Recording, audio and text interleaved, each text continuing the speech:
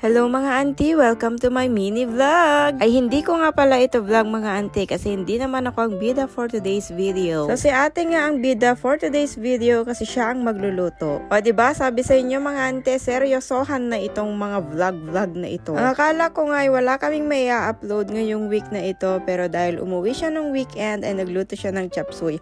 Buti na lang naisipan din niyang mag video. Ay sa totoo lang mga auntie, ang akala ko talaga joke lang niya yung seryosohan na pag-vlog. Pero, hoy, tignan nyo naman mga ante, nag-effort si ate. Nag-explain nga siya dyan kung ano yung shape ng hiwa niya ng repolyo. And, hoy, tignan nyo naman yung uncle namin. O, nagagalit na nga siya kasi ang tagal daw niyang maghiwa. Mga 3 oras daw nga siguro siya bago matapos. Hindi ko nga lang ma-open yung sa may original na audio niya kasi meron silang background music. Baka makapiright tayo. Next time daw alam na niya kung ano yung gagawin. Kaya naman nagsabi niya, i-voice over ko na lang. At eto na nga, mag-i-start na tayo na magluto. Kapag daw mainit na yung kamay mo, ay yung palayok pala, o ilagay mo na yung mantika. Tapos ilalagay na yung bawang, o ganun niya sinabi mga ante. Tapos sibuyas. Syempre, after nyan, imemekos-mekos. Tapos lalagyan ng paminta. And then, iminekos-mekos niya ulit. Ay, sorry. Natatawa na lang kasi talaga ako sa mga pinagsasasabi ko. Wag na lang kaya akong mag-voice over. Total nakikita nyo naman kung ano yung mga nilalagay niya. Yan o, karne ng baboy. Tapos minekos-mekos ulit. Then nilagyan niya ng patis kasi nga igigisa niya. Ay, bahala ka dyan ate. Baga may voice over kulat. Hindi ka mo nukuskus to. Dito bagbaga.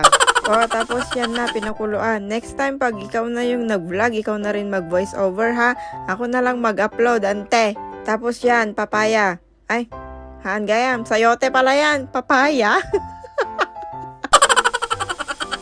Diyos ko, sabi ko sa inyo, mababaliw na ako dito pa lang sa pag-voice over ng pagluluto. Tingnan nyo rin naman yung palayok niya mga ante, sumasayaw-sayaw din. Effort talaga kung effort kasi yung isang kamay naman niya ay naghahawak ng cellphone. O, tignan nyo, kahit sumasayaw na.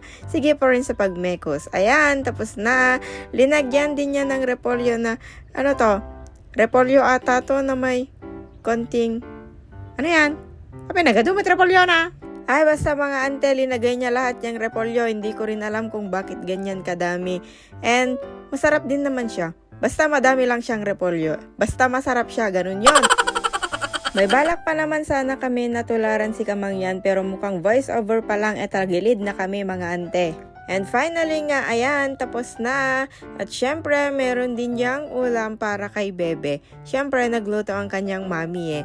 So, ayun lang for today's video. Thank you for watching. Bye-bye!